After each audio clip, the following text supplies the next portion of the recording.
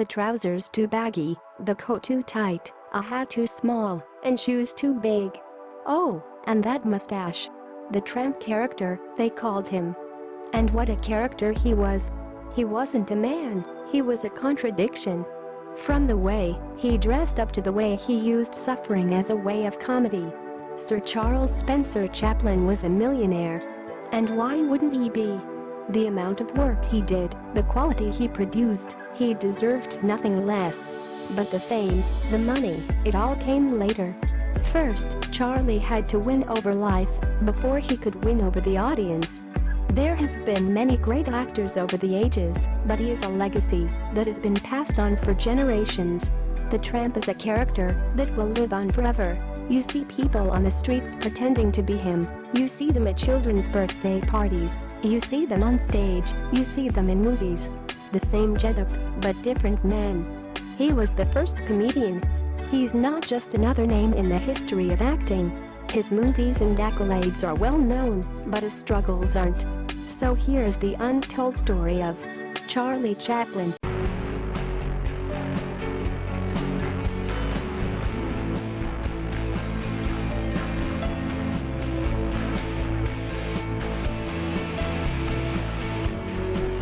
Charlie's father played a very insignificant role in his life. The man had a better relationship with alcohol. His mother was also a theater performer and a stand-up comic in her own right. She would often put on small shows for her son to make him laugh.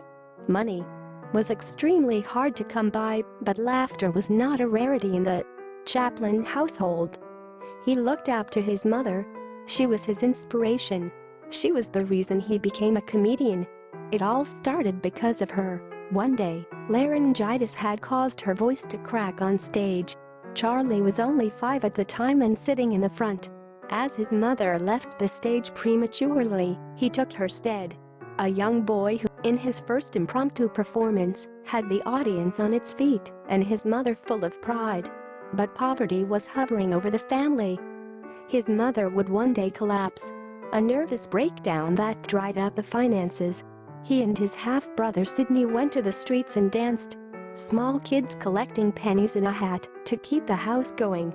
But soon, it all fell apart. He was only 7 when he and Sidney were sent to a boarding school for orphans. The family had to shift to a workhouse. Workhouses provided accommodation and work for those who had neither. But it was a very depressing state of affairs. The Chaplins were rarely a family again.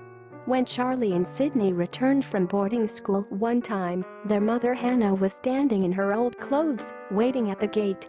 A desperate attempt to make them feel like a family again. But that was the last time.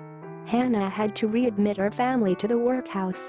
The boys were sent to another school for destitute children. It only contributed to Charlie's loneliness.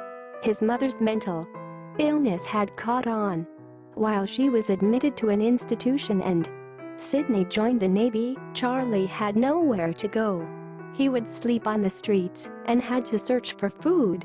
He was only 14 at the time. He was poor and alone, more so than ever. Education went out of the window too. A brief reunion with his mother lifted his spirits, but the illness got worse. He said, "There was nothing we could do but accept." Poor mother's fate. He earned money later. He earned a lot. But it could not bring back the woman responsible for giving us the greatest comedian ever. Charlie Chaplin spent all of his childhood in crisis. But that did help him. Trouble stopped bothering him. He had seen horrors that most of us won't survive. He was never a child. The world took that away from him. But he found refuge in comedy. He planned to hide behind the tears of a clown. From the theaters, he would soon reach the screen. Sound in cinema was approaching, but he hardly needed any. He was a silent actor. In a way, his pain became the world's reason to laugh. But his laughter never caused anyone any pain. He once said that he had many problems in life, but his lips never knew that. All he ever wanted to be a better world, speaking through his silent films. His performances are legendary, not just because of the getup, but because of the story behind them. Learning what he had been through makes you respect him more. His is the greatest rags to riches story ever. Because before the riches, the rags were far too many. No words could describe this man's genius. And the man himself hardly needed them.